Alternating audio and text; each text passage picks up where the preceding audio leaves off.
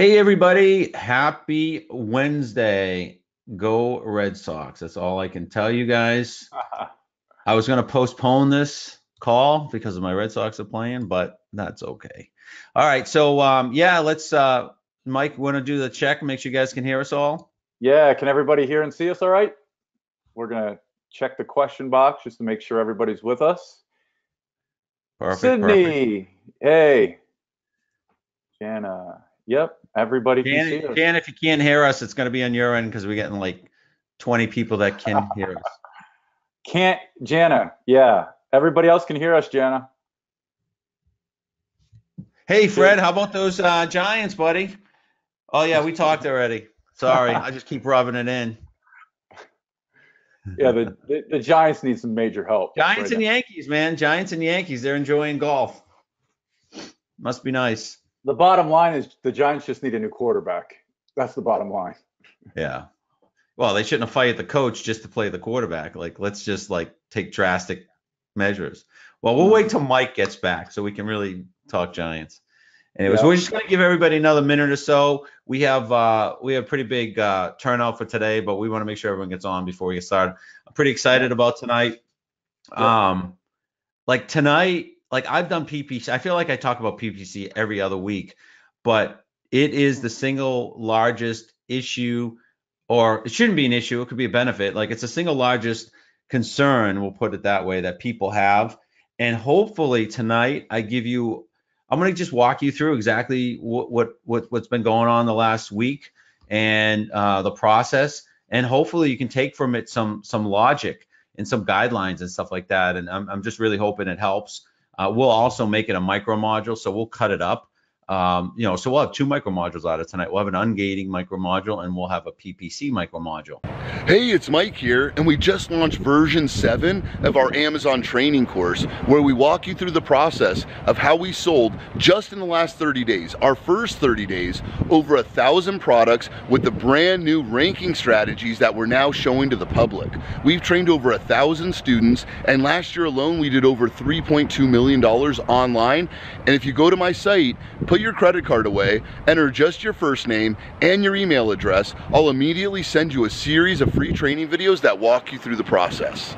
And I'll probably say this 3 or 4 times, but when we talk about pay-per-click, it becomes more of an art than a science the further you go with it. So I know everyone's looking for like checklists and cookie cutter things. So it's hard to do because every product's different, every day is different, every season's different.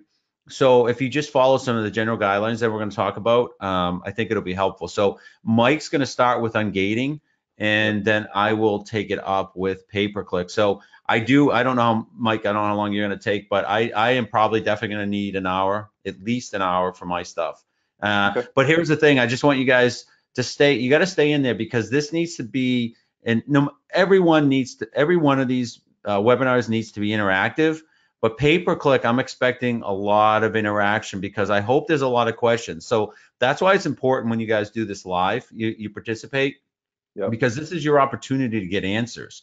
And there's two of us. And one of the reasons there's two of us is because if we're entrenched in something and we're talking, it's easy when we don't have to look at the questions and then somebody else answers the questions for us or alerts us that there's a question. So, if anything's happening as we go along, ask a question. We may not answer it right away, but we'll answer it at some point during the call, during the webinar at a break. But this is so important. People going out of business for pay-per-click, and the reason 99% of the people fail, a majority of those people that fail, are pay-per-click related because that's the biggest money pit. So, anyways, Yep. with that, it's all you, Mike.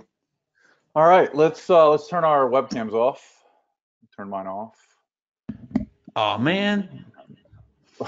You can turn yours back on once you start doing your part again. No, it's all right. All right, let me expand my screen here. I'm going to remove this toolbar. All right.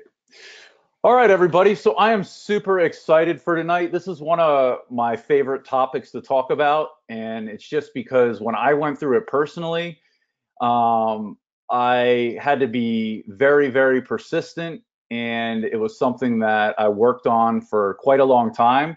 And I was able to overcome the hurdle and get ungated. So I love talking about it. I love sharing my story. I love sharing the story about other students that we've helped get ungated. So I'm going to walk you through the process of what ungating looks like, which categories require ungating and which ones don't. And if you have any questions along the way, please let me know. And yeah, let's start. So how does Amazon define ungating? So let's look at that first, because this is important. So there's certain categories within Amazon that you can only list products within that category if you have permission from Amazon to do so. One note, you must have a professional selling plan, the professional selling plan subscription of $39.99 to sell in any gated categories. You can't have what's called an individual plan. You have to have a professional selling plan. And most of you do, because that's what we usually recommend. So just take note of that. And then Amazon limits access to sell in these categories to ensure that we as sellers meet certain standards for the product, right? What they don't want is someone creating a supplement in their garage or in their basement and then trying to sell it on Amazon, right? There's a lot of liability there for the seller. There's a lot of liability there for Amazon. So with certain products like supplements, they have to put certain measures in place. So sellers have to meet certain criteria so Amazon knows that you're selling a safe product. And that's one of the reasons they do it for all of the categories that are gated. Again, they really do it to protect their buyers and to really protect themselves and the seller as well. So that's why gated categories are in place. And then, like I said, the standards that Amazon has in place really gives their customers the confidence in buying those products in any of the gated categories. So let's take a look at what categories require ungating or approval. Ungating and approval would be the same thing. So these are the categories that currently require ungating at Amazon. Now, the ones you see with the asterisks here, like beauty, so the overall top line category of beauty is an open category, which means you do not need to be ungated. There are certain subsections within the beauty category, though, that need ungating, where you need Amazon's approval. For example, if you want to sell makeup, you need to get ungated. If you want to sell hair and skin products, you need to get ungated. So again, these categories with the asterisks, I put them here because they had subcategories that needed to be ungated. And when you go through the process of listing a product and it falls under one of these subcategories within these main categories, you'll get notified by Amazon, and they'll let you know that they're requesting certain documents that you have to submit to them to show them that you're a legitimate seller of product X, for example. So let me show you guys a few things here. I've got a couple links here I want to take you to. So let's go to this one first, the Amazon Ungating 2018. So once this pulls open, so this link here, let me zoom in on this a little bit because I feel like it's too small. Hold on one second for me. Okay, there we go.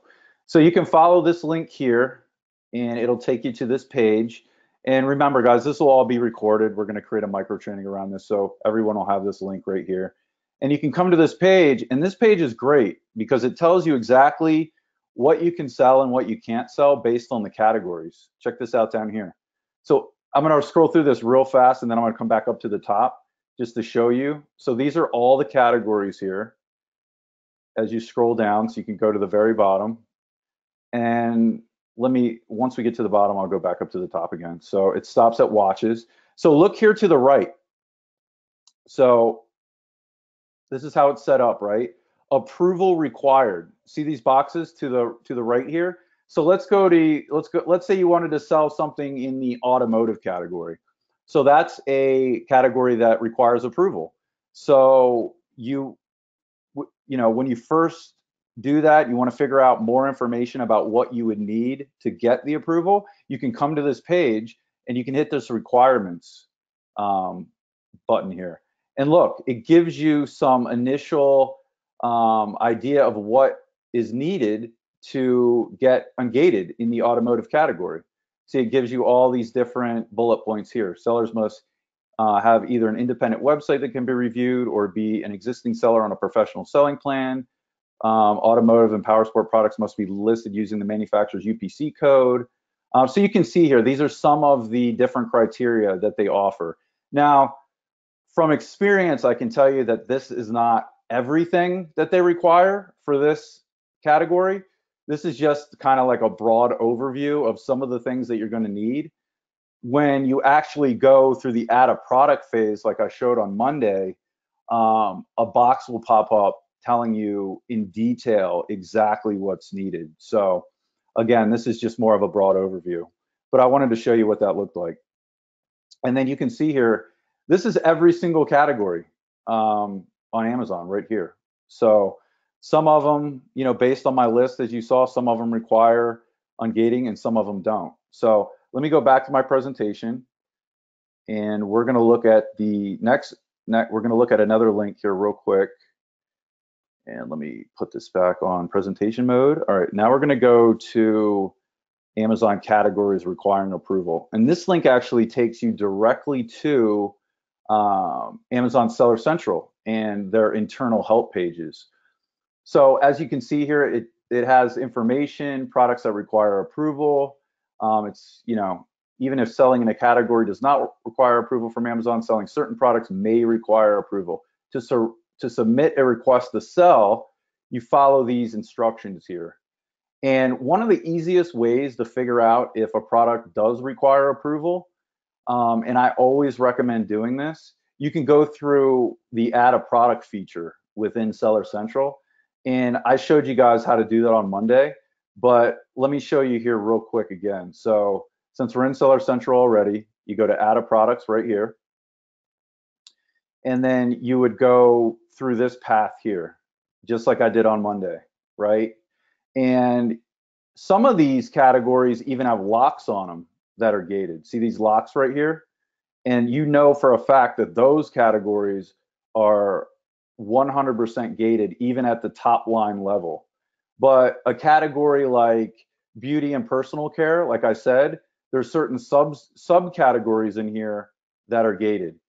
And the same with health and household. This is where supplements would come into play. If you go to sports nutrition, for example, see this is we start getting into supplements here: fat burners and thermogenics, testosterone boosters. So once you go further in this process here, it would take you to another screen where you would be able to go through and add the product. And before you can save and finish, a box will pop up and Amazon will ask you for more information.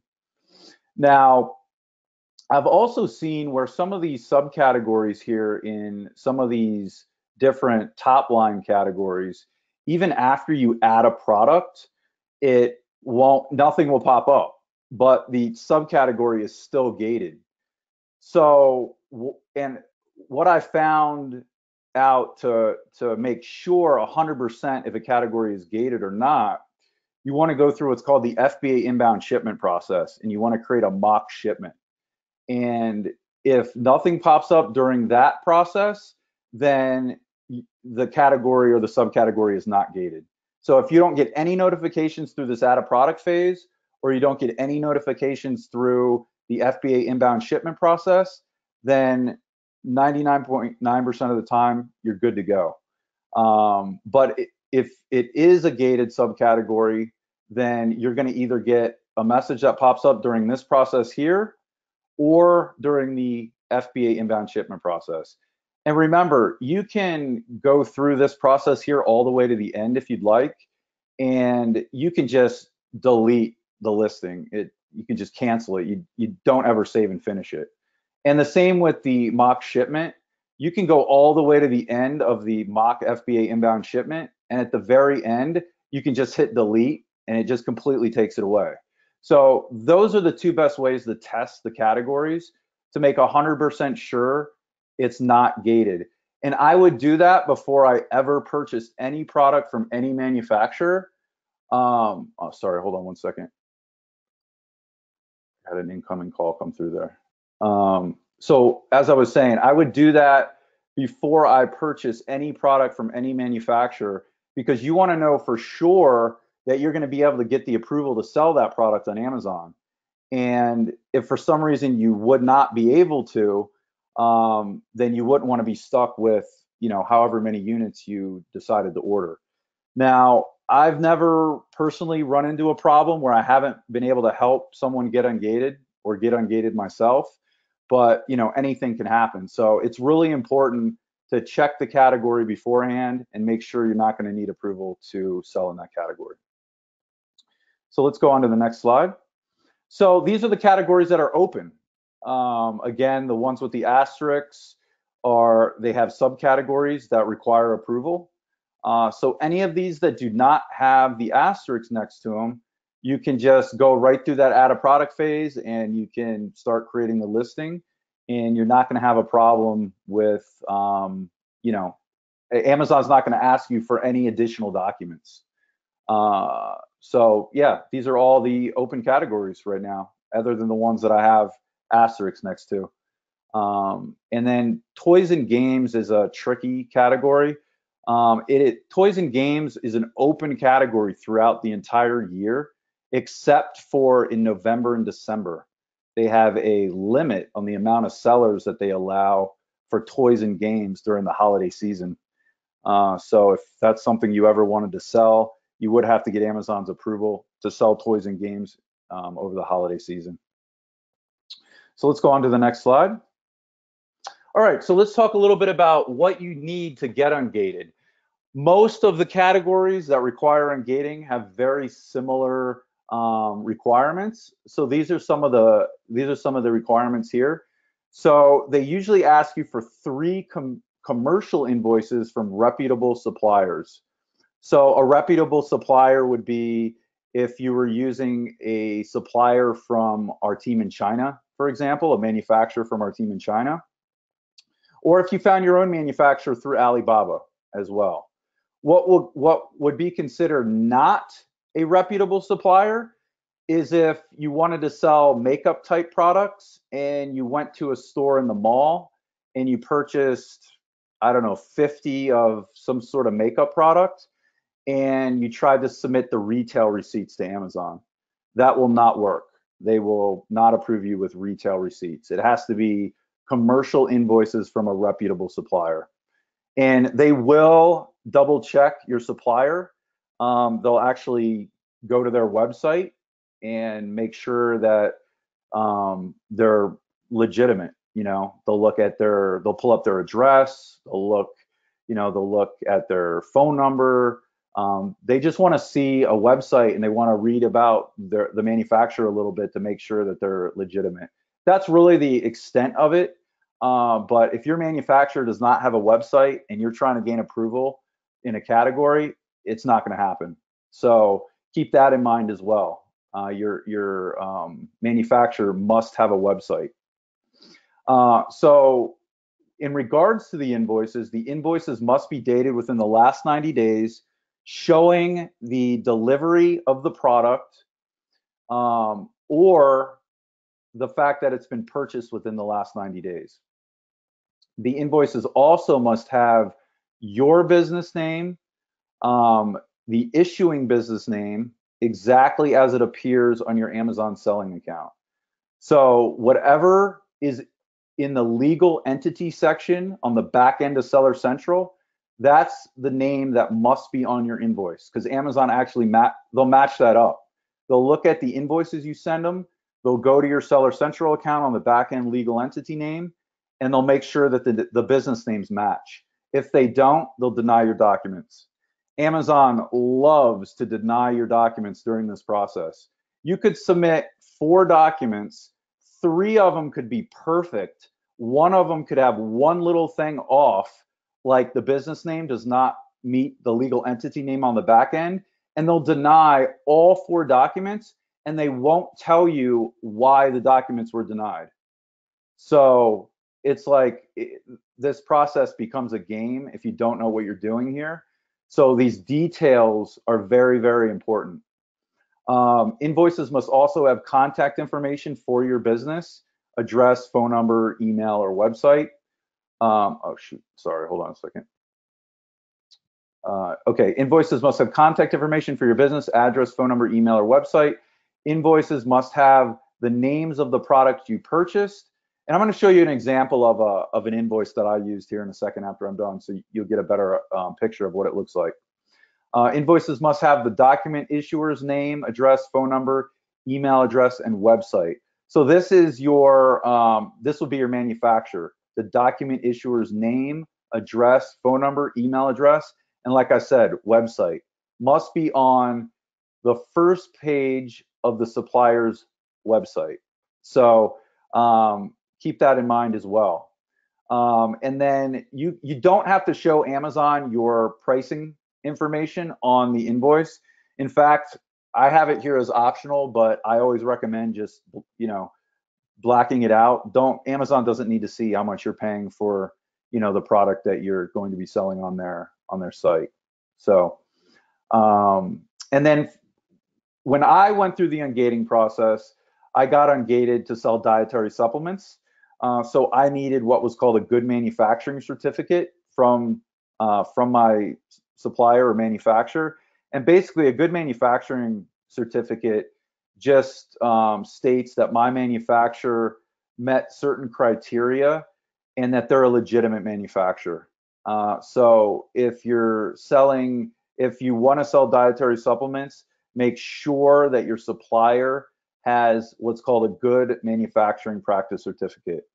And there are certain other certificates for other categories that you know, that are required as well. Like there are some children's products that require certain documentation. So some categories have different types of certificates that are required. And you know, if you have a question about a certain category, you know, that requires documentation, you can always reach out to us on Voxer and we can help walk you through all that. And then I was also asked for a business license when I was going through the ungating process as well. That's something that they asked me for. So, and this part here, the business license, Amazon requires this for some category approval and does not for others. But for the subcategory of dietary supplements, it's something that they require. I've seen it in the beauty category. I've seen this in the automotive category. Those are really the three biggest that I've seen where they've requested this. Most categories that require approval do not request that. But those three, every single time I've helped somebody get ungated for those three categories, they've asked to see their business license. So just keep that in mind as well. That may pop up at some point in the process. Now let me show you. So this is the exact invoice that I submitted to Amazon. So as you can see, on the top here is my manufacturer's name. I had their address. I had their email address. Again, I had their website right here. And then this is my information here. And then this is, you know, this is the ship to where this is my business address. And then I put the shipping details here. Like I said, I have the description of the products here. I have the quantity. I deleted the pricing. I didn't, you know, it's optional, so I'm not going to show them what I paid for it. And then I have my product names here. And one tip for your invoices, and this is something I learned the hard way. I had to submit my invoices 3 times before I learned this one. And I actually learned this from a supervisor at Amazon. Because real quick backstory, when I was going through this ungating process, it took me 22 times before I finally got the approval. I got denied 21 times before that. And I would submit documents. I would learn from, you know, what I didn't submit. I called Amazon. I talked to customer service reps. I talked to multiple supervisors. And each time I did that, I learned something new about what not to put on the documents and about what to put on the documents. And one thing I did right before I received the approval is I put my actual barcode on here with my UPC codes. And this was one of my 3 final invoices that helped me receive the approval. So this is just a little tip here. This will help you in that process. And remember, like I said, these invoices have to be very, very detailed. And if you're missing one little thing, they'll deny it. Like if I didn't have my description here of my product, they would deny this invoice. If I didn't have my manufacturer's website, they would deny this invoice. If I didn't have my manufacturer's name, they would deny the invoice. And the thing that gets frustrating about the process is they don't tell you why your documents are being denied. So that's why it can take someone that long. That's why it took me 22 times, because when they email you back through the buyer message center, it's very general in what they tell you. They basically just tell you that your documents have been denied and they give you no further information. So one piece of advice for anyone trying to get ungated in any category: you have to be very, very patient and very, very persistent all at the same time. And if you don't quit, you will get ungated. I've helped students get ungated in 3 days. It's taken me, with other students, it's taken me 3 weeks or more. So, in some categories are harder than others, but I can tell you, if you don't stop, if you don't quit, and you stay persistent and you stay patient with the process, you will definitely get ungated. So, and we're here to help you with that as well. So definitely, utilize us if you need to go through this process. This is an example of our Good Manufacturing Practice certificate. Like I said, it's a certificate that manufacturers have to adhere to. So, they're looked at as legitimate manufacturers. In this case, for dietary supplements, this is one of the major certifications that any supplement manufacturer should have. If a supplement manufacturer does not have a Good Manufacturing Practice certificate, run away from them as fast as possible, because there could be some serious liability issues. Because if they can't meet these requirements, then they're not making legitimate supplements in their facilities. So that's an example of that. Oh, and one thing on this document as well, and this goes for any document that you would get from your manufacturer, be it a manufacturing practice certificate or any other type of certificate that Amazon requests. Make sure you look at the expiration date on the certificate. I made that mistake. I submitted my documents, I don't know, around the 15th or 16th time that I was trying, and my manufacturer rep accidentally sent me an expired Good Manufacturing Practice certificate. And I didn't know what I didn't know at that point. I didn't even think about looking on here. And of course, as soon as I sent it, an hour later, I got denied. And then I was going through my documents again, trying to figure out what I did wrong.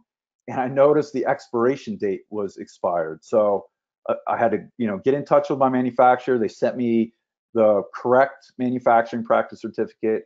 And then ultimately, once I had my invoices together and my Good Manufacturing Practices certificate was correct and my business license was correct, I was able to get through the process. So it's all about the details in this approval process. So double, triple, quadruple check all of your documents, and you'll save yourself a lot of frustration. So let me show you what Amazon likes to do during this process. So first of all, most of the people that submit for approval in these categories, and I would say 95% of the people, Amazon automatically denies you on the first time. I've very rarely had anyone that's submitted for approval in a gated category that has gotten approval the very first time they submit their documents. And I really personally think they do it to try to weed people out that don't have the heart to continue to push on. So just keep that in mind. If you get denied the first time, who cares? It is what it is. Now, you'll continue to submit your documents, and hopefully on the second or third time, you'll be good to go and you'll get the approval. But if you're not, you'll start receiving this Amazon denial response here. And one thing that I find hilarious in this response is that they're basically telling me that, unfortunately, you do not meet the criteria to list products in this category, blah, blah, blah here in the middle. And then, we appreciate your understanding. Be aware that our decision regarding this matter is final. So if you were new to this process and you were going through it and you were continually getting denied time after time after time after time, I think I got this denial response, I don't know, maybe after about the 5th or 6th time I submitted my documents. And I remember getting this and being like, wow, I don't think I'm ever going to get approved to sell dietary supplements. And I was like, you know what? Forget this. I know how Amazon works. I'm just going to continue to push and push and push and push.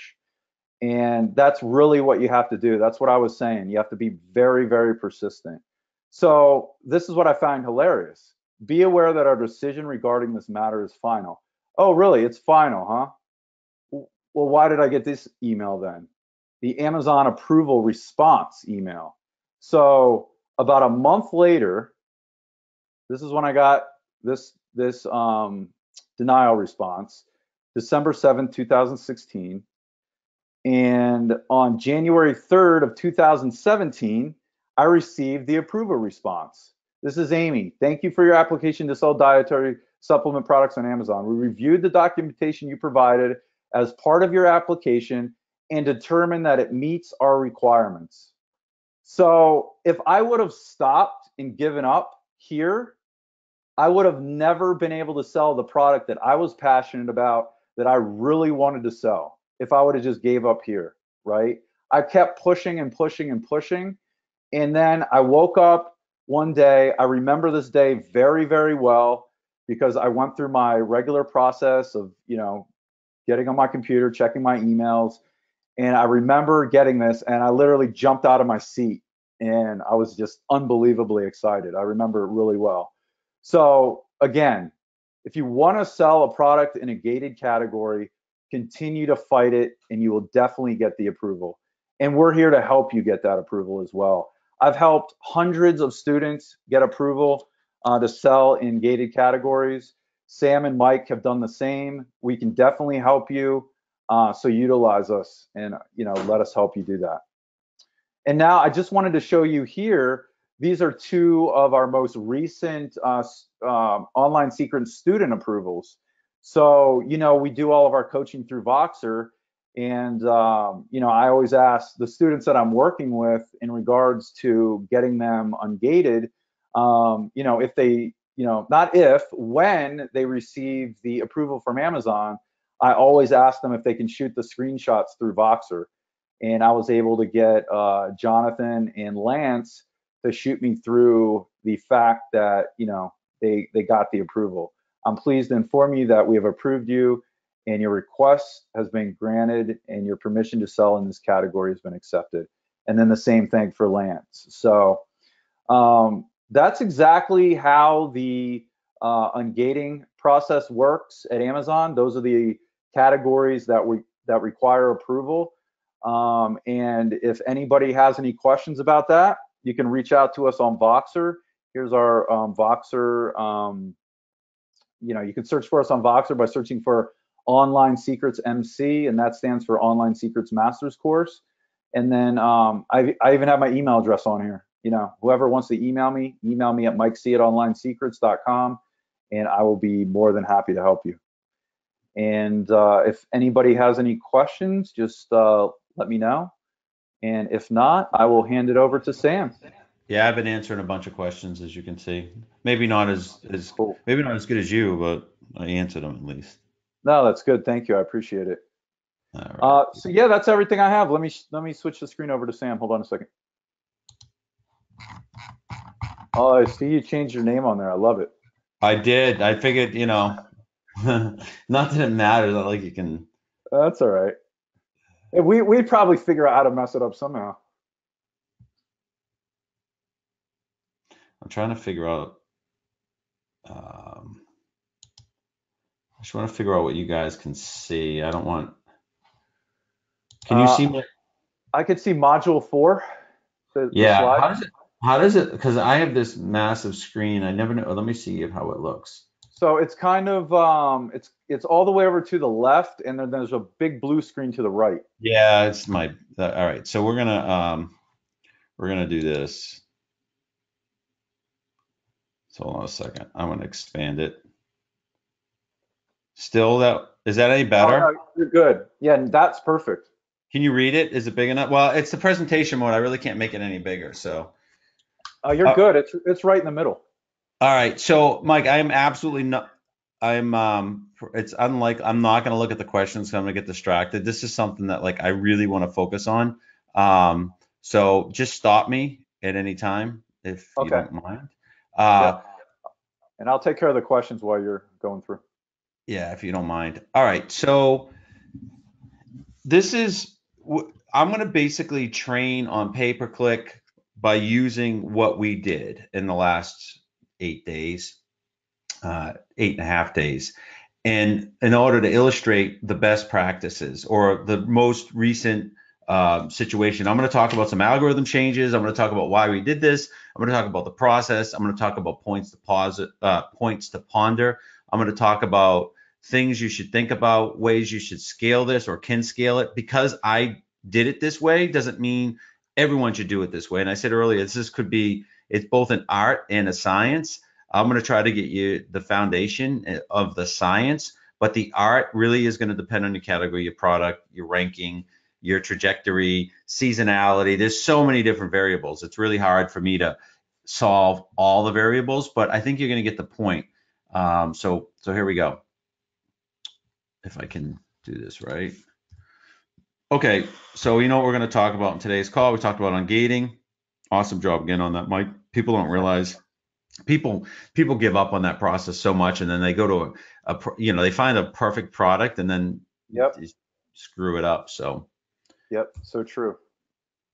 okay, so why did we the approach I'm going to show you, the launch approach I'm going to show you, it's different than you've seen before. Although I've showed you the deep dive pay per click aggressive approach, so that's going to take that and we're going to combine that with a pricing approach. And the reason for that at a high level is I've been reading different stories. So I'm in a bunch of, high level organizations, chats, I have friends and everything else.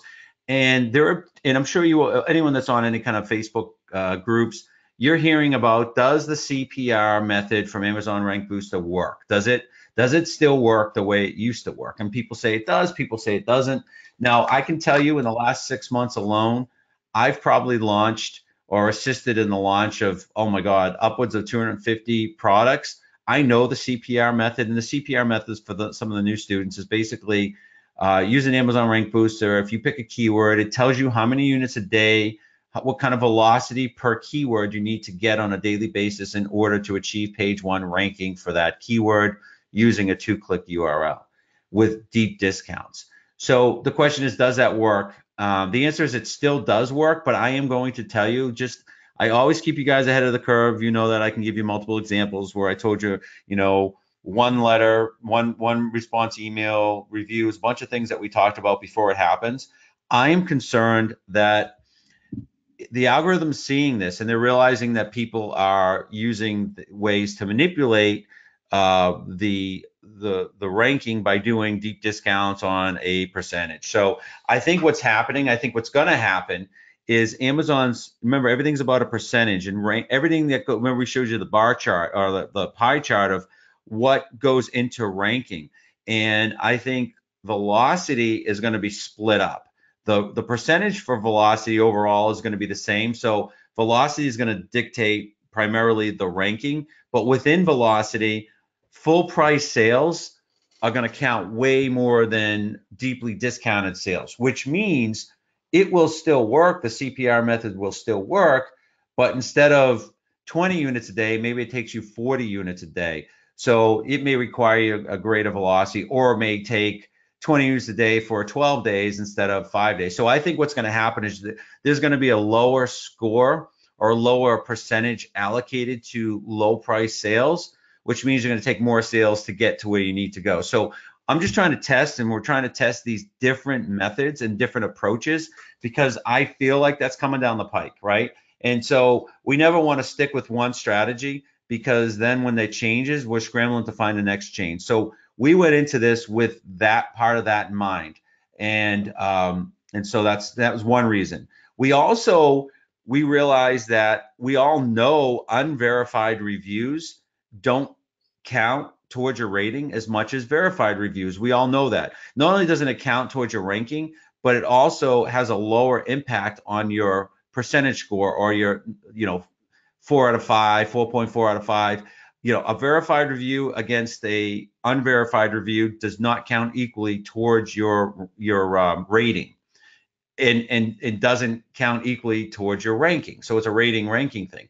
So our approach basically was a PPC aggressive and a pricing strategy. So the way we priced it, no deep discounts, but we priced it out of the gate on Amazon at a lower price, meaning that every sale would be a verified review. So our product that we just launched will never have an unverified review, because we're not giving any discounts greater than 29%. So the rule is like 30% or more is unverified, but none of our discounts, I mean, the deepest discount we're offering, and we'll talk about it through that free giveaway program. It's not a deep, I'll explain that in a second. We've gone over that before, is 15%. So every single sale out of the over 400 sales we've had are eligible for verified reviews. That said, we have 0 reviews right now, even though we've enrolled in the early reviewer program. So we've gone almost 9 days without a review, but we are on the first page for the top keyword. But we'll talk about that in a second. So we wanted to make sure we could do a launch with no deep discounts, so we get all verified reviews plus full price sales to get the benefit of that. So those are the two things. And always, like I said earlier, we're testing this stuff so we can teach you and show you the results. So this is the second time I did a launch in the last 30 days with this approach. And so only now am I comfortable like going over it in detail, because I know it works, 100% works.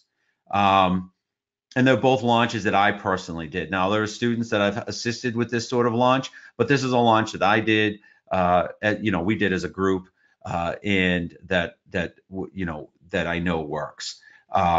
We talked about, so when I say I believe the algorithm is going to change, I don't think it's going to change in the next 4 months or so, but I do think during after the holidays, come February-ish, when there's a Chinese holiday, I think you'll see the algorithm change in a more aggressive manner, where what I said about the value being applied to lower deep discounted price as it relates to ranking. I think you'll start to see the algorithm shift early next year. So we're way ahead of it now. And we need an alternative. Like one of my products I launched, I can't use JumpSend, I can't use Facebook. So I don't have a choice but to do this, regardless of what I think is going to happen down the pike. I have to launch. So not every one of our products. So even if your product can be sold deeply discounted through JumpSend or Facebook, maybe they don't work. Maybe there's no results from that. So you're going to have this in the back of your mind. So, this just gives you a second alternative. And, so I said this is the second launch. At this point, we have not used Facebook or JumpSend. In fact, I was considering using JumpSend, but I'm having all sorts of issues with JumpSend. So we're at this point, we're averaging such a good number that I probably won't use JumpSend. I am going to start using Facebook more for driving traffic to our website, which will then in turn drive traffic to Facebook, to Amazon. So that will be we have so many customers that my lookalike audience is going to be absolutely amazing. We actually did, I shouldn't say this, we did start, I started over the weekend a small Facebook campaign just to test my lookalike audience. And I'll show you some of the results of that. I think I have that in here. If not, it doesn't, that's a whole different conversation, but it's not, the small Facebook test I did was not about moving product. It was just using a 10% discount. So I wasn't doing it to be a deep discount. I was doing it really to test the audience and the relevancy. And I got a 9 relevancy out of 10. So I was really happy about that. But I wasn't trying to drive sales. With a 10% discount, you're not going to really drive sales. But it was more about the relevancy of the lookalike audience. All right, so here's what we did. I'm doing this in steps, and the reason I'm doing it line by line is because I don't want everyone reading ahead. It's important that I go through each issue. So we bought about 6,000 units. We have 2 variations. The product's less than $2 landed, including everything was air-shipped, small and light, the product. Obviously, amazing packaging, obviously. You know, Mike. Obviously. The listing was well crafted, obviously. It better be. Like, if this is what we're teaching, we better have the best listing possible. Average sale price on the page 1 was, you know, $15.99. You know, it was around $15.99. Fee was about $60. Top sellers doing about $150,000 a month. Average per month on the top first page was about $42,000. And the top keyword had 26,000 exact searches per month. CPR for that keyword, so the number of units per day that Amazon Rank Booster said you would need to get to page 1 for that keyword is about 53 units a day. So this is what we walked into, right? We knew this data. We knew what we were going to get into. We knew what we were going to buy. We knew what the prices were going to be. We knew what we would need to take. So this was like our baseline. This is the product. I'm not going to get into the product itself. We will probably a month or 2 down the line, but not right now. Yep. Yeah, we want to make sure we have enough data to show you guys. Yeah. So you'll see here, this is the top 2 keywords. The 26,003 is that number 1 keyword, and you see the CPR 53 a day. So I'm just trying to take screenshots so you see what we're seeing. I'm not just putting pieces of information on a page. Okay, so our deliverable here is always get to page 1, but you know the deliverable was page 1, top keyword in 5 days. And our budgeted keyword was a top keyword. That's very rare. I know, I typically don't do that, but we're trying to illustrate a point, and we're trying to really do the extreme here. So we wanted to work really hard to get the number 1 keyword. Typically, we don't do that. Typically, there would be a budgeted keyword, which would have been about 8,000 searches per month, because that was achievable. But we went right for the number 1 keyword with the 26,000 plus per month. Now, per month. But CPR method said 53 units a day for 7 to 10 days. We're saying, hey, we're not going to use the CPR method, but we want to get to the first page in 5 days. And we're going to do this with only the PPC and lottery giveaway with a 10% discount. So it was 10 to 15%. I forget what we did. It doesn't matter. So when I talk about the lottery giveaway, that's the giveaway on the promotions where you actually buy your own product. And then every 1,000 or 1,100, depends, people get that product for free. Everyone else that doesn't win the product actually gets a coupon code for a discount. And we had a module on that a few weeks ago. That has been driving a lot of sales, and it's free. Your cost is the cost of your product, which is, for us, it's less than $2 plus whatever the Amazon fee is. So it's like free, and it's more about velocity and relevancy than it is really. Is no 2-click URL involved. It's none of that. It's really just helps build your velocity, and it's been really successful in every launch. And anyone that's done it has had some really good success. So when I say giveaway, this is what Amazon terms this promotion. It's a giveaway for the one product that you buy. It's not deep discounted for everything. Yeah, you're missing a huge opportunity if you're not using that giveaway program. Yeah. So we're doing that. No 2-click URLs, no deep discounts, no Facebook ads with deep discounts. We did start a Facebook ad with a minimal discount, as I said, but it was for different reasons. And we didn't even care about reviews. Now, the reviews for the top person was 2,500. And that's the person doing 150,000 a month. They had 2,500 reviews. We, again, after 8 days, still have no reviews. So we said, hey, we're going to do this without reviews. We're just going to do it, and we're going to make it happen. And, you know, page 1, one of the things, the criteria with this is we knew we had to buy page one, position one for our top keywords, for 3 of the keywords, both on desktop and mobile. So that was like our deliverable. Now we ended up accomplishing that in 4 days. So by Friday, we were on page one. There was 36 units on 36 competitors on a page, and we were 20. So not top 16, but still page one with just doing this. And you're going to see how much money we spent and all that analysis that went into it. So let me show you the math. Mike, I don't know. We good? Any questions? I'm just going to keep moving in unless you yell at me. We're good. We're good. Okay, so let's look at the pre-launch math. Guys, this is exactly what we did. Like there's no secrets here. We're only sharing this. This is why only students are in these calls, because this is information that is why you paid to be in this program. And this is the difference between sharing personal information or theory. And this is actual. So we did the math on what a standard launch is with the CPR method and what the approach that we were going to take. And so this is the standard launch math. Basically, there's a cost per unit, the FBA fees, what the selling price would be, what we would have used for a discount price, which would have been $2.99, how many units per day for 10 days, our Facebook expense, PPC expense, and the initial units. You can see our net investment during the launch, which is about 10 days, would have been projected to be about $4,000, right? That's the standard. 80% discounts, 53 a day, using the 2-click URL with the deep discount, and 100 PPC a day, dollars a day, and $40 for Facebook. So we did the math based on a aggressive pay-per-click and a modified launch pricing strategy.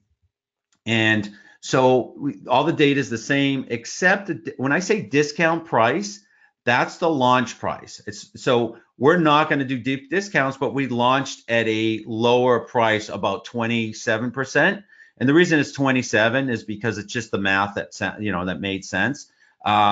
We said we're going to do this in 8 days, even though we wanted to do it in 5, but we wanted the budget to go out 8 days just in case. And our only expense was going to be pay-per-click at about $500 a day. We projected that this would cost us about $2,600 in the first 8 days, with only PPC. So we're now finding on average about the first few days, $450 a day, average the number of units we needed. And so let's just get to the bottom of it, because this really doesn't matter. I'm just showing you the logic. We're going to dig into the details in a second. So we spent over $6,800 since the launch and since last Monday afternoon. We've generated over $4,000 in revenue. We're now on page one for the top keyword plus 3 other top keywords, with a total of over 45,000 exact searches a month. 60% organic sales. We're now averaging $250 a day on pay-per-click. We increased our price to that original price that we wanted. And overall, in the last few days, we've been about 16% profit. Not where we want to be, but you got to remember, we're still in the first, just over a week. I'm extremely ecstatic about that. So our net cost was $2,700, slightly over the $2,677 that we projected, but well under what a standard launch would be. And we've accomplished all the things we needed to accomplish. And we're averaging, what is it? It's 51 units a day, I think we're averaging. We had some spikes, and the weekend was really slow. Monday was really busy. And we're still trying to figure out what days of the week works for this product, and I'm going to show you the changes I made on day 1 through day 6. I'm going to literally show you exactly what I did with the product on a day-to-day basis. And guys, that's really typical on Amazon, by the way. You're going to have days where you're going to do really well, and then you're going to have days where the sales just aren't, as good as other days. That's just the way it works on Amazon. Yep. Last 3 days, like I said, 16% profitable. We're lowering our PC. Remember, we're at like 250 a day now, whereas we were. You'll see how high we were at the beginning. Averaging 53 units a day. So we're averaging, actually, we targeted what we needed to do for CPR, and we've been averaging that. One day we had like 80 sales, one day we had, so it's been up and down, but that's our average overall. So we've averaged in the last 3 days 325 on pay-per-click. Our click-through rate in the last 3 days is 0.57%. Remember, Amazon's average is 0.36. This shows that our 3 of the 4 pillars are strong. Remember the pillars. I'm saying it, and I keep saying it because it's so important. And just a 10% increase in your click-through rate has an exponential impact on your overall sales. So 4 pillars in there, right? We said that when your listing shows up, all the person sees is your picture, your title, your price, and your reviews. That's all they see, and they got to click on it. Remember, we only have 3 of those 4 pillars because we do not have reviews. So we're still strong with that, which means our listing is attracting people. I mean, we're 60% higher than the average, which is really, really, really, really good. So I'm really happy. Not 60%. I'm really happy with that, and we're seeing a lot of progress with that. Our conversion rate, we have 2. Remember, we have a variation. So there's 2 different products. It's basically a count, not a different product. It's a 1-pack, 2-pack. So we have 29% on one, 34% on the other. Remember, averages for Amazon conversion rate is 9.97%, which tells me we can close the deal. Someone clicks on our listing, we close the deal. When you're at about 20% is really good. Anything over that, around 30%, is phenomenal. You very rarely see in a highly competitive category like this. Remember, the competitiveness of the category is it does relate, it directly impacted by your conversion rate. And the fact that we're at this high with such a competitive category is awesome. I can't be happier with that.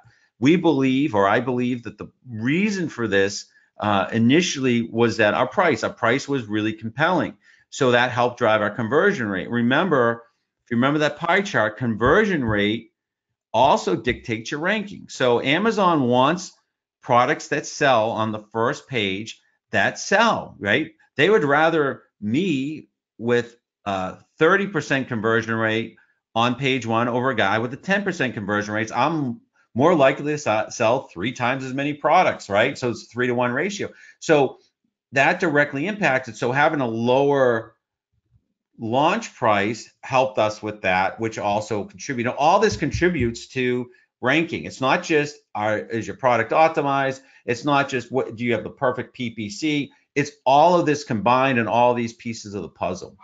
So that's see some of the last statistics, and you'll see. So you can see number of sessions. You can see our unit percentages by the different deal. And what you're going to see here is something that's interesting, and it's going to come up later in a to-do. We only had the buy box, and I'm going to explain this because this is really important. This is something that's happening that's fairly new with Amazon. Is on our own, we didn't have a hijacker, but yet we lost the buy box. I'm going to explain how that happens, and it's happening to a lot of people. And this is going to be more likely to happen when you have a low-priced launch strategy, and I'll explain it at the end. So these are statistics. You should be looking at this, and you're going to see in my notes later. This when I show you what you should do every day and every few days. You should be looking at this report. This report is the under reports and business reports, and then you just look at the details, and this sheet shows by ASIN. And so you can see this is our data. This is real data. And this is our ad spend from 10/16. And you can see our click-through rate, cost per click, number of clicks, and all the and obviously a boatload of impressions, right? And so I'm just trying to, I want you guys to see the data so I'm just not, I know you all know that I'm not making stuff up, but it's important that you see where I'm getting the data from and how I'm coming up with the information. All right. Any questions? We good so far, Mike? Yeah, we're good. I'm answering some right now. We're good to go. Oh, awesome. So let me explain how the campaign went, both pricing and PPC. So this is an aggressive campaign, and it is 3 pay-per-click campaigns. It's a broad campaign, an auto campaign, and an exact campaign. And again, you guys should look back at the micro module where I go into this, but in even greater detail. But we're going to go through it here little by little. So the broad campaign was set at $200 at launch. The goal with this campaign is to get data. Initially, the goal for PPC is data and ranking. Those are equally important on day one, right? You got to know where you stand, because you can't you got to know your campaigns will tell you how you're ranking, how your relevancy is. We launched with a category. Our relevancy was so good, we ended up ranking, and Amazon ended up putting us in 3 categories, which is like amazing because it's super early on. So for the selected keywords, the broad campaign, we took the top 15 keywords, and that's all we should be doing. I taught you guys how to do that. When we get to the phase of this neck pillow that we've been talking about, we'll run through a mock launch, and I'll show you how to do this. But I'm just showing what we did. We took the top 15 keywords, threw them in a broad campaign. 4 of my top keywords, I bid an amount that ended up being the same as what I did in the exact campaign, which I'll get to in a second. The rest of the keywords the 11 remaining keywords, I just put in it's the 75th percentile. Remember, there's three bid prices. There's the first, second, and third, 25th, 50, and 75th percentile. So 4 of them, I went super high, same as I did for the exact, which you'll see in a second. 11 of them, I just put at the 75th percentile because I knew I just wanted to gather data. I knew that was going to change, but I had to start somewhere. And then I did right away negative exact, and negative phrase for the 4 keywords that I was going to use in my my exact campaign. So my auto campaign, I set at $200. The goal with the auto campaign is to get your product on the competitor's page and find missing but potentially converting keywords. You won't know that for a few days, but you got to start it so that you can start the data process. And what I did with this is just one bid, right? I went 20% over the 75th percentile. That's an error. It's not 15th. It's the 75th percentile. So if the top end was $1, I went $1.20. I forget what it was. It was low. This was a fairly remember, when we do product selection, last week we showed you how to look at a mock ad strategy and look at what the bid pricing were. So we knew this was going to be a lower bid price, which makes every dollar you spend much more productive. So we went 20% over the 75th percentile, and I did negative exact and negative phrase for the 4 keywords using the exact campaign, and I did just the negative exact for all the other 11 keywords. So in your auto campaign, I went 20% over the 75th percentile. I did negative exact for 11 keywords, and I did negative exact and negative phrase for the 4 keywords I use in the exact campaign. Very simple. And then I did an exact campaign. Again, this is just to focus, and you don't have to use 4. Some people use 1. It doesn't matter. I chose to use 4 because I was trying to accomplish a goal of getting to page 1 for the 4 keywords fast. But it's expensive. So 1 would have been fine, 2 would have been fine, but you just got to decide on how you want to do that. But it should at minimum be 1. It should at minimum be your budgeted keyword. So I did the 4 keywords, and this is 1 campaign, but it's going to be 8 ad groups, because every one of these keywords has an exact and a phrase, and they should be different ad groups. I don't put them all together. They're all different. So 4 keywords, each keyword has an exact, each keyword has a phrase. So they're 8 different ad groups, but they all roll up to an exact campaign. Hey, it's Mike here, and we just launched version 7 of our Amazon training course, where we walk you through the process of how we sold just in the last 30 days, our first 30 days, over 1,000 products with the brand new ranking strategies that we're now showing to the public. We've trained over 1,000 students, and last year alone we did over $3.2 million online. And if you go to my site, put your credit card away, enter just your first name and your email address, I'll immediately send you a series of free training videos that walk you through the process. Hey, Sam, can you explain the negative exact piece of it again? Yeah, so, let me see if I'll show you guys an example. This is probably the easiest, but you're going to have to bear with me. I'm going to have to I'm gonna have to pull up my personal account. So you're just we gonna have have to be. we You're gonna just have to had be. we just I'm had just, multiple questions about negative exact. That's why yep, yep. I asked. I'll show you. I'll show an example on my account of this. Just give me a second though. Is that gonna pull it up? All right. Let's see. All right. You guys can see my screen. I'm trying to avoid that, so that wasn't very good. All right. So let's see.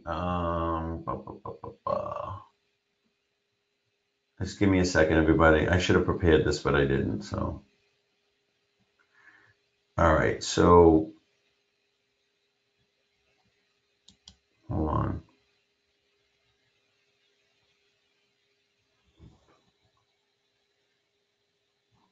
All right. So, where is it? Okay, let's do this. So, if I was to, it's going to populate in a second. So, in an auto campaign, so this is like Wi-Fi smart plug, right? So, if I was going to create so you go in and you create a campaign, and every campaign you can create multiple ad groups. So in this case, actually, guys, let me just do this. I'll create a campaign just so you see what I'm saying. I just gotta find I just want to find a dummy product. So hold on.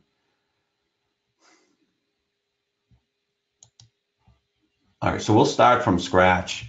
I'll expand this so y'all can see it.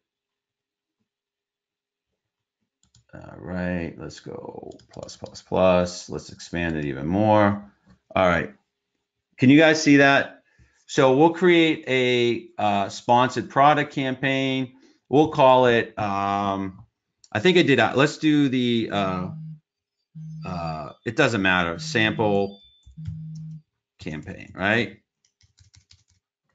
And daily budget, I don't know, it doesn't matter, $100. And so we'll start with the manual, okay? So this is the 15 keywords, okay? So we'll launch the campaign. All right, so we're gonna call this sample, and I always call it, so there's 3 campaigns, remember, so this will be the broad, we'll call this sample broad, okay? And I'll pick a product. Let's pick my Wi-Fi charger. I don't sell it anymore, so you guys can see it. Doesn't matter what your default keywords are. So in here, I'll put, Wi-Fi plug. I'll put the 15 keywords, right? Whatever the 15 are. Let's just say, for example, the 15 that I said. Remember, the broad campaign, top 15 keywords, okay? It's a Wi-Fi plug, and then it's smart plug. I mean, I'm just going to come up with some smart plug. You're entering them yourself. Wi-Fi, smart plug, whatever, right? So there's going to be 15 of them. And you always leave them as broad. We'll add the keywords. And remember, unless they're the top 4 that I chose, I put them at the 75th percentile, which in this case, so the 97 cents in this case is the 25th percentile, $1.31 is the 50th, and $1.48 is the 75th percentile. So for all these, I would go $1.48, $1.80, and $1.70. Unless it was, say, Wi-Fi plug was one of my exact, I'd go at the same rate I went with the exact. So all right, so we'll add these keywords, which we did. And then what I'm going to do, though, say Wi-Fi plug was one of my exact keywords. What I would do is I would go in here where it says negative. I would do negative phrase for Wi-Fi plug, right? And we'll add that. And I'd also do negative exact for Wi-Fi plug. The reason for this is you don't want to compete against yourself. So what it does in the broad campaign, I still want Wi-Fi plug in there, but I don't want it to take away from the juice that I'm going to get when I do the exact campaign, okay? Does that make sense? Did I do a bad job with that, Mike? No, that's perfect. Yeah, I think everybody needed to understand that. And I think they needed to understand why we were putting the negative keywords in there, but that was a perfect explanation of it. Yeah, I mean, the negative keyword it makes it so when you do the exact campaign or in the auto campaign, for example, in my auto campaign, I I'm already looking in my broad campaign for certain keywords. I'm already looking for specific keywords in my exact campaign. I don't want the auto campaign looking for those keywords. That's why basically what negative means is that keyword is never that keyword is never shown as an impression under the auto campaign. It just stops the impression for that keyword. So I want these to be very specific, because ends up happening is your broad campaign competes against your exact campaign, and you just never get good, clear results, and you spend more money over time. And you can see that if you forget to do a negative, you're going to see you're wasting money, and it's just nothing good happens from that. So so if you just started with your broad campaign, top 15 keywords, and you decide which keywords you're going to put in the exact campaign, and that exact campaign, those keywords always be the negative in the broad. All 15 keywords are negative in the auto. It sounds more complicated than it is. I actually did with this product, I recorded my exact campaign structure. I will do that. I'll actually I'll do this as part of a different micro module where I'll create this 3 campaign and show you with a dummy product exactly what I did. And so you can see it, maybe that'll make it clearer, because I'm trying to go through this and just give you the logic, but I'll show you this actually how we did it. But most people that have run a PPC campaign, this should make sense. If you're new, this is like drinking from a fire hose. Don't stress out about it. Yep. Okay, so exact campaign is the driver, and the deliverables with the exact campaign is I bid for page 1, position 1 for my sponsored ad every time it's typed. Every time, whether it's on Internet Explorer, Firefox, Google, not Google, Chrome extension, mobile device, I bid at a price that got me page 1, position 1 every single time. And that's for those 4 keywords, or it could be for your 1 keyword, could be for your 2 keywords. It doesn't matter. So you would put a price in. Say the 75th percentile for that keyword was $2. I'd go in at $10, right? The fact that it's 2 means 10's like overkill. I know I'm going to do it. And then you wait about 20 minutes, a half hour. Now, again, this is all assuming your keywords are indexed, which we show. I'm not going to go into that. That's like kind of 101. If your keywords aren't indexed, I'm just going to remind you, if your keywords aren't indexed, which you can check through Amazon Rank Booster, you're not going to get any impressions for that keyword. So I just want to say that that's the assumption with this. So if your 75th percentile is $2, I go in at $10. I wait about 20 minutes, and I check the 2 or 3 browsers. Am I number 1, position 1, page 1, mobile device? Am I position 1, page 1? If I'm not, I increase it. If I am, I leave it. I know that tomorrow, the next day, I'm going to lower it because I know $10 is too high. I know I won't leave it there, but I need to get my product to page 1, position 1. This is just the aggressive strategy. It's not a standard PPC strategy. So this case, I said $2, $8, doesn't matter, same thing. Now I test on those. And then the other thing is I make sure specifically with my exact campaign, I never run out of budget the first few days, because I need that data, and we need to understand what this is going to cost us required. Because I might have decided 4 keywords were too many. Maybe it was just too much money, and I would have went down to 2 keywords. But the first few days, I know I have to throw money at it to understand and get some of the data. Listen, page 1, position 1 for a highly searched keywords, 100% will generate sales. Remember, 80% of people on Amazon buy off the first page. 60% of those sales are on the top 3 positions. Okay, so let's say that again. 80% of all the purchases on Amazon are done on the first page of a keyword. 60% of those sales are in position 1, 2, and 3, and the sponsored ad does count as position 1. So keep that in mind. This is why this is such an aggressive but super successful process. Now, I do this regardless of whether I do a pricing launch or whatever. I still do this aggressive campaign no matter how I launch a product for at least my budgeted keyword. So because that makes sure you get position 1, page 1. Now, if you have a keyword that you need to be $20 for, I wouldn't pick that product to sell. Remember, that's part of our sourcing strategy. I wouldn't pick a product to sell that cost me $1,000 a day to get to page one, because remember, we showed you last week the cost. Like if I knew the cost was $10 on the high end and that meant I had to bid 20, I wouldn't launch that product. It would just be too expensive to launch. So remember this, I went into this knowing what my average cost to bid was going to be. Okay, so does that make Sam, sense? yeah, absolutely. And I'm glad you went over that about the, first position on page one for the ad placement. Because what I find a lot of times when I'm talking with students about PPC, they think if their ads on page 2, 3, 4, or 5, that they're actually going to get sales from those ads. And you will never get sales from those ads. Nope. So it doesn't 20% of even the matter. sale, 20% of the sales are beyond page one. So to begin Yep, with, yeah. right. And then there's also a discussion. I don't know if I mentioned it later in this. I forget. There's a discussion of, oh, once my product hits the first page, I don't care if my ad hits that first page, and that's the opposite.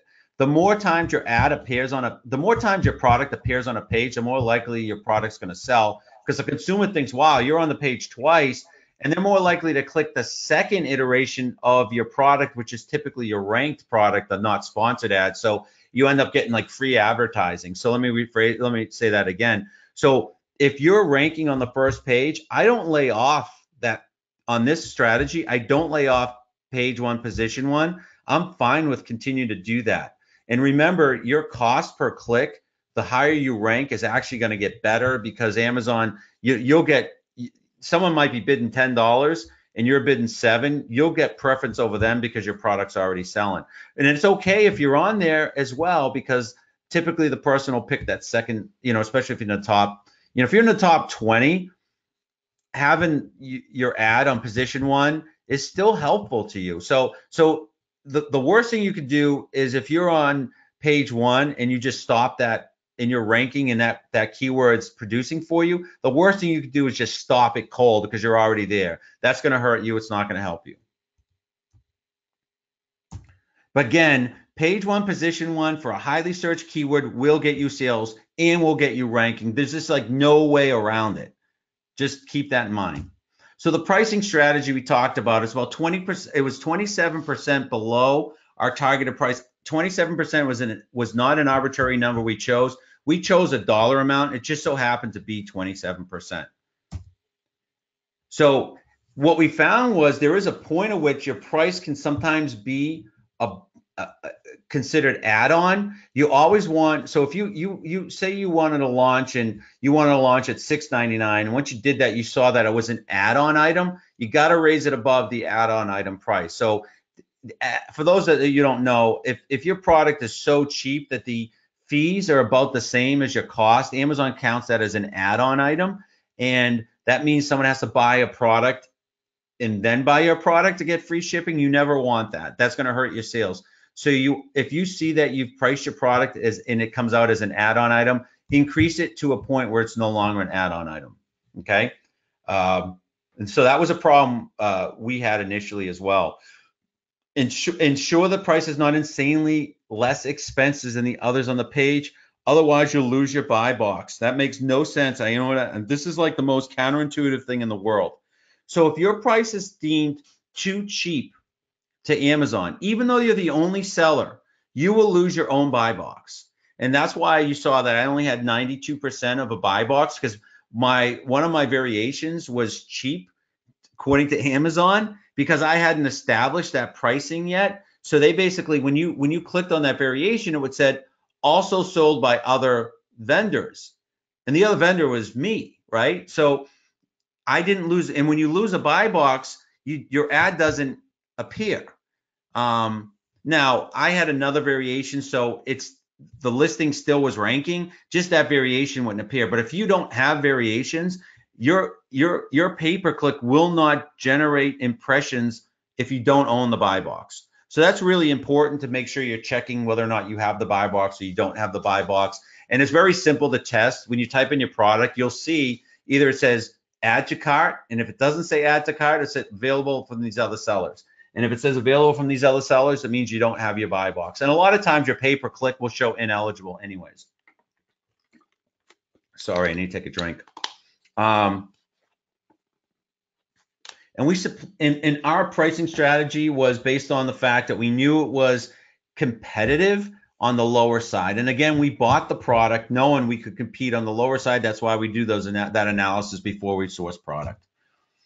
Now, once we were solidly on page one, so after like the 5th day, we started raising it in dollar increments, because the same buy box issue is true on the flip side. So if you get to a point where it's too high, you're going to lose the buy box as well. So it goes both ways, right? You can't raise, once you have to establish your sales history, and you can start raising it little by little. And so you raise it $1, then you'll check about a half hour later and make sure you still have the buy box. When you raise prices, you always got to follow up a half hour later to see if anything funny has happened. And so that's what we did. And so now we're at the point where we want to be. And then remember, with this process, with no deep discounts, every one of our sales will result, and when we get them, in a verified review. Every sale, because they're full price sales, even if they're 10% off with this the free giveaway program, they're all verified. So we will never have an unverified review for this product ever. So the only thing we'll have less than verified is those early reviewer programs. Those, I don't know if you've seen that, when you're part of the early reviewer program, it says this review is part of the early reviewer program. But they can, because Amazon is launching that, they give you full credit for that review. All right. Any other questions before? Now I'm going to get into day by day what I did. No, we're good right now. All right. Sorry, I don't know, I'm thirsty. I'm yelling last night. My throat's sore. So on day 2, so day 1 was like just a few hours. So I'm not really tracking that, because it was like 5 in the afternoon when we launched. So later on the East Coast. So I'm looking at a full day, right? Full day 2, right? The second day, which was Tuesday. We spent $672 on pay-per-click. Auto was 137, broad was 142, exact was 376. And I started to get a preliminary idea what my cost per click was. I made no changes because it was just too soon. I didn't have enough data. I always tell you guys, you don't make a change. You got to let this thing marinate a little bit. I launched the internal giveaway program. Remember that, with a 10% discount, free service. You buy your own product. Amazon then manages the whole process. For this product, every 1,100 entries got the product free. That's like an amazing return on your investment. I can't emphasize that enough. So we achieved #1 bestseller within 24 hours, which is crazy. #1 new seller, not bestseller. #1 new seller. We still maintain that badge today, and we got #1 new seller for all 3 categories that they put us in. And the reason we got that, remember last week I told you guys, Mike, I can hear myself feedback. I don't know what it is. It's weird. We achieved the #1 new seller because our average daily sales exceeded the average for the page. That's the only reason we achieved it. Last week's webinar, I showed you how to do that, and that's where I know how to do it. And we were showing, again, to be relevant specifically in the 3 categories, and that's why we got the #1 new seller badge. So we knew we were on the right path. 24 hours is the fastest that's ever been achieved, that I've ever seen it achieved, at least in anything I've been associated with. I'm sure other people have done it. But for me, I was pretty happy with that. And I think we were all super happy with that. Yeah, that was awesome. So day 3, the first day 3, this was Wednesday, $524 spent on pay-per-click. Sales were in line of what we needed. So I didn't make major adjustments at this time. But what I did do is I reviewed the rankings, impressions, my click-through rate, cost per click, and overall sales by keyword. And the key was not running out of budget, which I started to run out of budget on the exact, because we had a cap of 300. So I increased that, but I didn't run out until like midnight. So it was only a few hours, but so I increased it the next day. But I also made some changes, right? So there were 2 keywords in the exact campaign that were driving most of the spend, but I wasn't getting really any of the ranking. So I reduced, I said cost per click, but I reduced the bid on those keywords by $2, because they were remember, I went super high for those 4 keywords. I was trying to buy page 1, position 1, and I was getting it. Remember, I confirmed, as soon as I launched, I confirmed I had page 1, position 1 for all 4 of those keywords, but they were spending all my money, and I just didn't like it. So I reduced them by $2. And what that did was it still accomplished what I wanted to accomplish, but it helped me stay in my budget for that campaign longer. So with my broad campaign, I found a few keywords that were ranking. Remember, when I say ranking, it means I'm comparing. I have a big screen. I have my Amazon Rank Booster on the left showing my rankings, and I have my PPC campaign on the right. So I'm comparing, okay, I'm on page 3. Well, then I'm going to look at that keyword in the pay-per-click to see how I can alter it. But if I'm like not in the top 300, like I'm not going to go at $50, like, because I'm trying to ride that wave of getting to page 1. The faster you get to page 1, the faster you get to organic sales. So I have those two screens side by side, and they work they have to work together.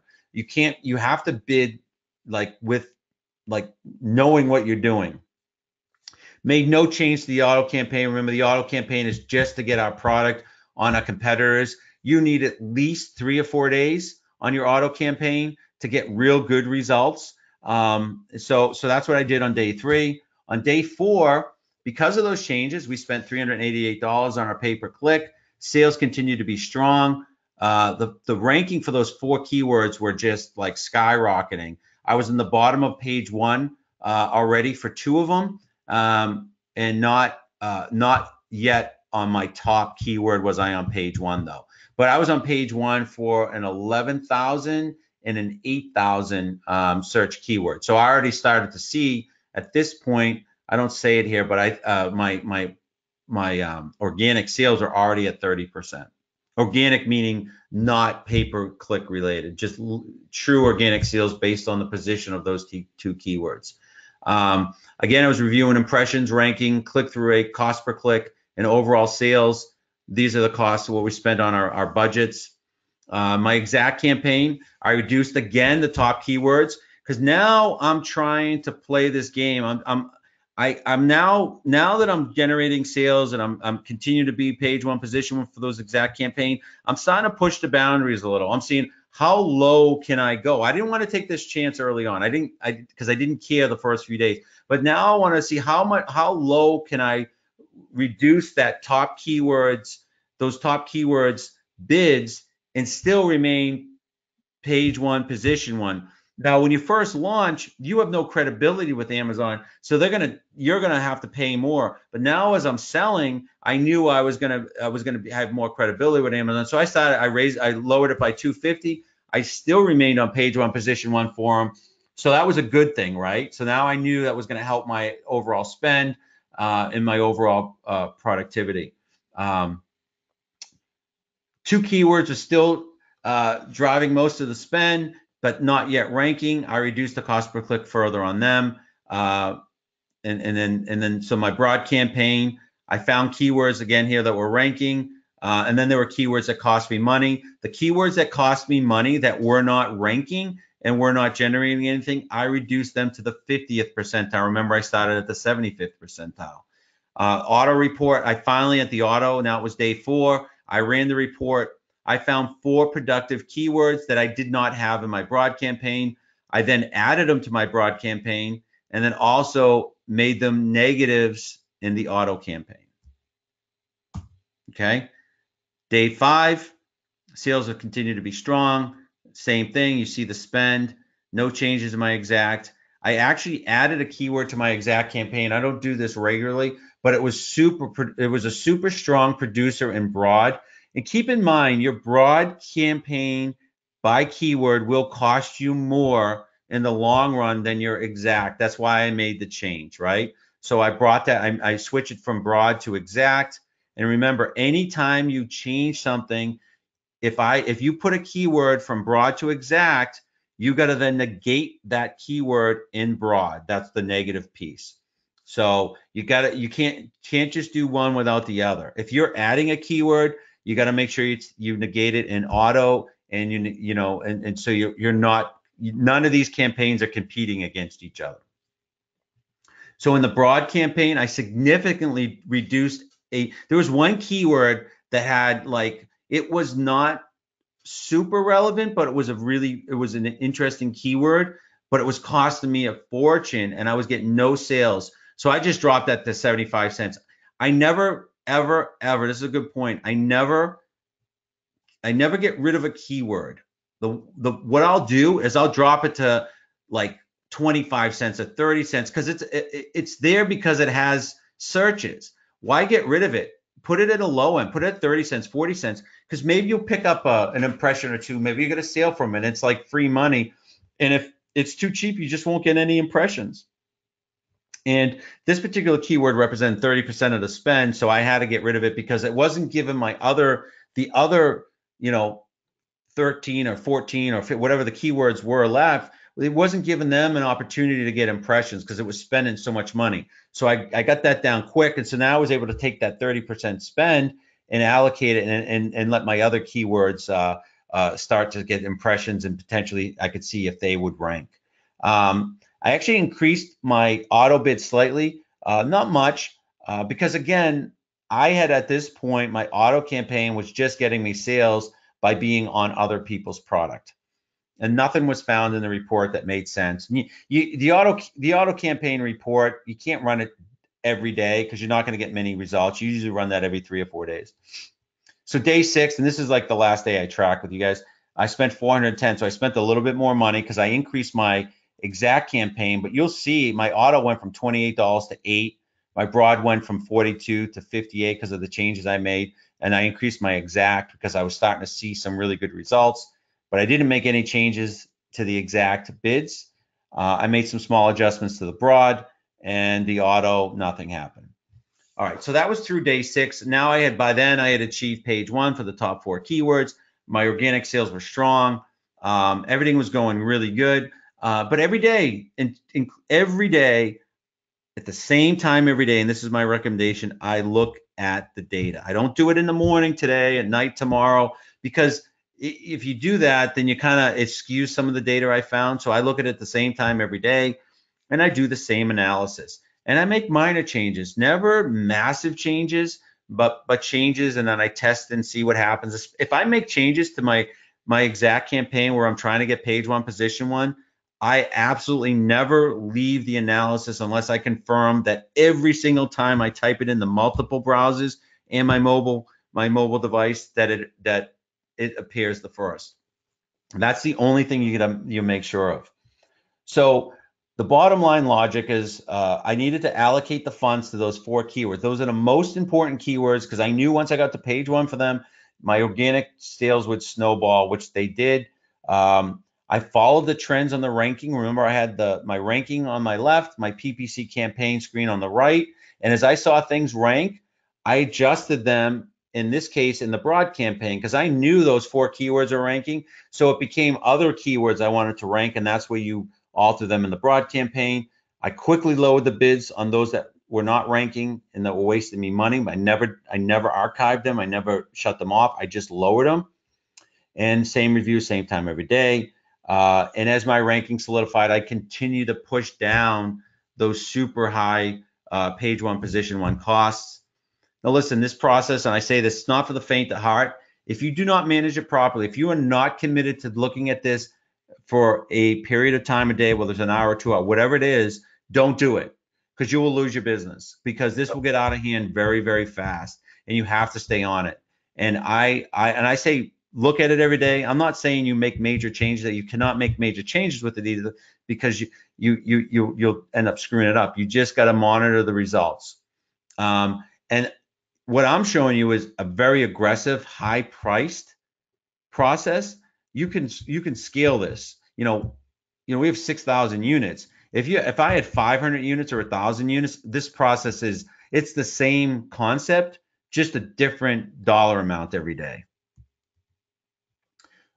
All right, before I have just a few slides left. Any other questions? We good so far, Mike? No, we're good. Awesome. If I'm losing you guys, remember this is going to be a micro module, and we're going to get back into this more, and then you'll see the live actual me doing this, because I recorded it on day 1, so you'll see me actually setting this up. But so points to ponder: always check your buy box. Having a buy box is critical. No buy box, no PPC impressions. Do not run out of your PPC budget. I see this happen all the time. Here's the thing. I'd rather see somebody lower their bid and stay in the PPC all day than run out of money 3 hours. And that happens a lot, right? There's a happy medium. It's like, well, I need to be page one, position one. I have to bid a lot. I'm going to run out. I can't afford it. Well, then that can't be, if you can't afford it or that's not your process, then you shouldn't be doing that, right? If you're going to go with the aggressive process, you have to know that the first few days that's the expense, and you should factor that in when you buy the product. But if you need to be, and this actually logic goes through no matter when, and doesn't just mean launch.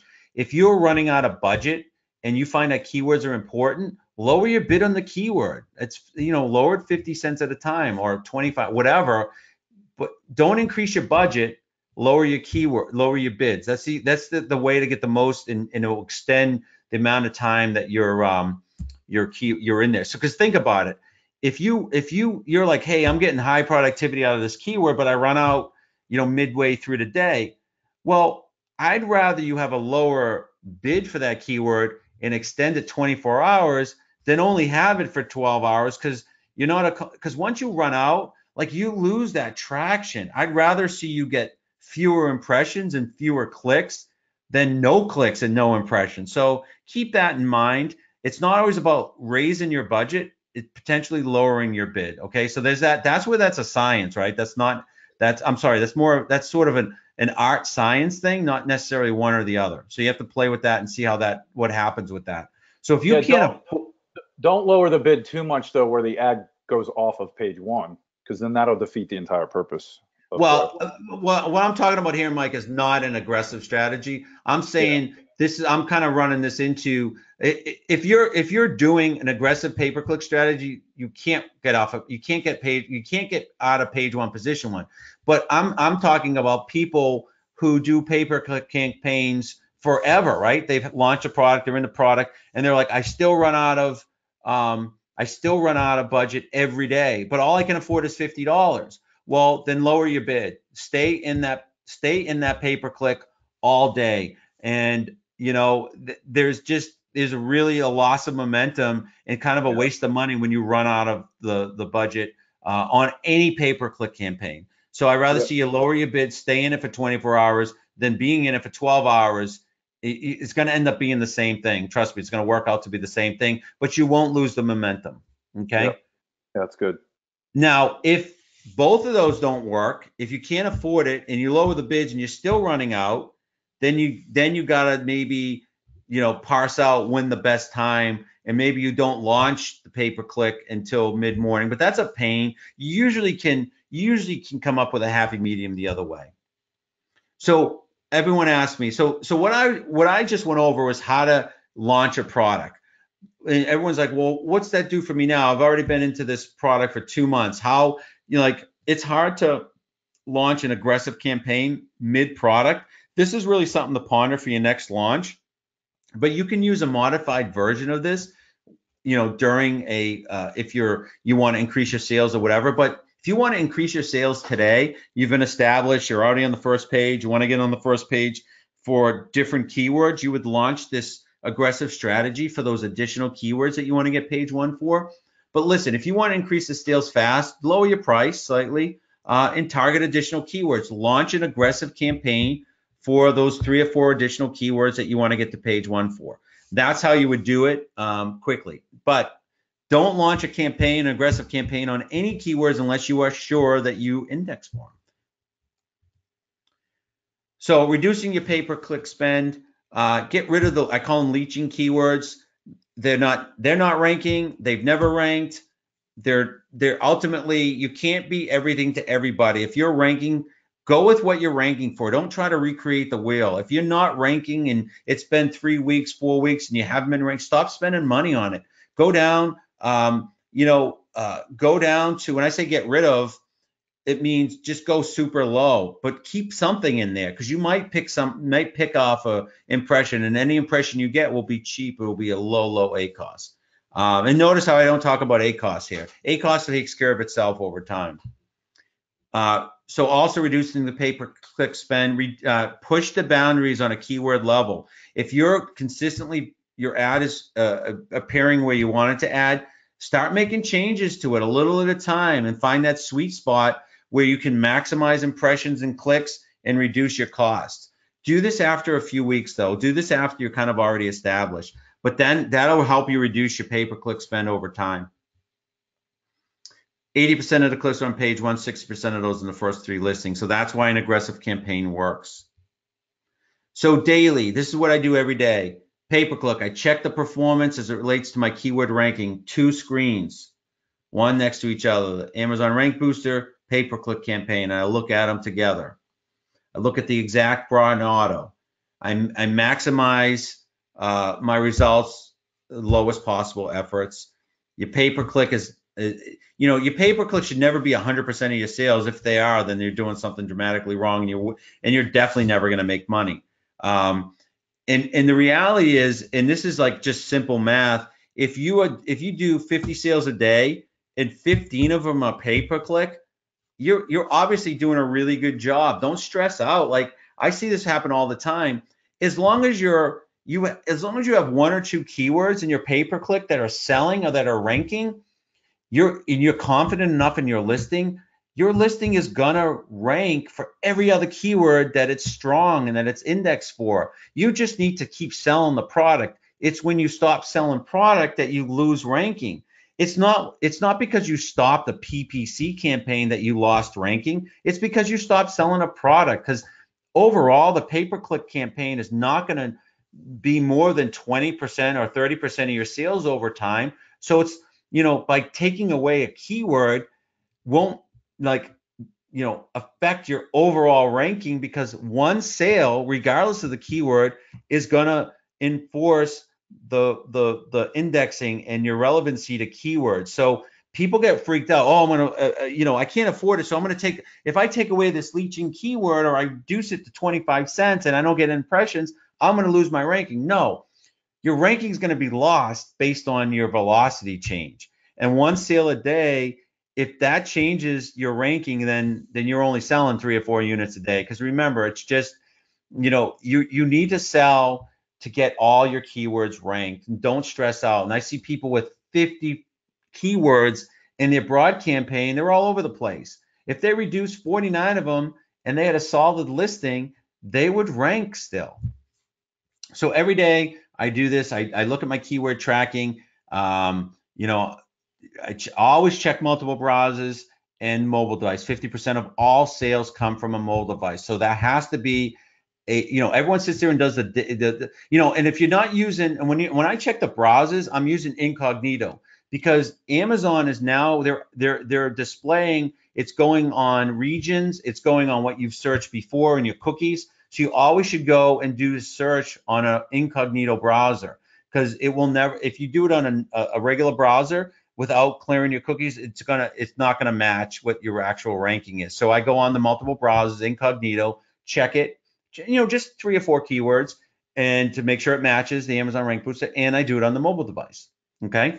And then every few days I'm running reports. I'm checking my my business reports, see what my fulfillment, my conversion rate is, my buy box percentage. And every day I'm also checking my listing. I'm looking at my listing. What changed? Are there any things that happened I should know about? Obviously, hijackers. There's a lot of things that could happen. You should be looking at least once a day. And every few days you're going to get your click-through rate that's why you need pay-per-click, so you can get your click-through rate. Wow. All right, guys, that was I know it was a deep dive. It was a lot of information, a lot to absorb. I don't know. Any questions? Yeah, that was great. The questions were coming through. I was answering them. At this point, we're all caught up. So if anybody has any additional questions for us, just let us know. Yeah. So yeah, Mike, I felt like I just blew through it, but we're going to spend more time on this. And when we do this, when we actually show you this product and exactly, because we did this product and we recorded every step of the way because we want to show it. So right now I'm giving high level, but hopefully it was good. Yeah, no, right. You guys asked awesome questions tonight, so thank you. That's Jesus, look at all these questions. I haven't looked at them. Oh my God. I was busy, man. I was typing away while you were presenting, so it was good. Thank you for that, Mike. I really appreciate it. No All right, well then that's good. So we'll Yep. talk to you guys all on Monday. I know Mike's back Monday. Mike G is back Monday. So Yep. we'll be doing our next module, and we'll take it from there. Yeah. Thank you, guys. Have a great night. Thanks. We'll talk later. Appreciate it. Bye-bye. Bye.